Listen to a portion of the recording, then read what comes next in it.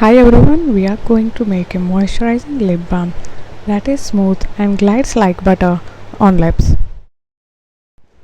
You will find all the ingredients in the description box and a detailed post will be up soon.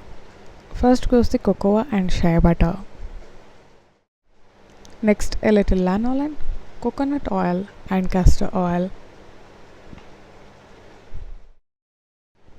I have recorded this video short to keep it simple. Please do let me know your questions so that I can answer it in the blog post. Now comes the waxes, soy wax, Cerabellina and Cetyl Alcohol. Cetyl Alcohol is the secret ingredient here for the smooth glide. Now the pigment, Rubine Pink from Purenso. You can add a powder pigment too. Add more or less depending on the color that you desire and the usage rate.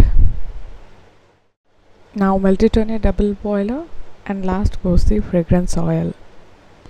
Add the fragrance oil once it comes down to the room temperature or similar.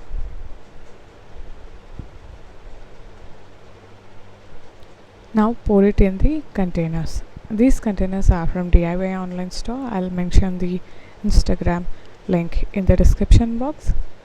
If you like this video, please hit like and subscribe. Do try out this lip balm. I got many positive reviews for this. It glides smoothly and doesn't get hard even in winters. It lasts long and you could use any color or flavor oil. If you would like, you can use deodorized butters to keep it neutral flavor. There were 3 versions to this one. If you are interested, let me know, I'll share.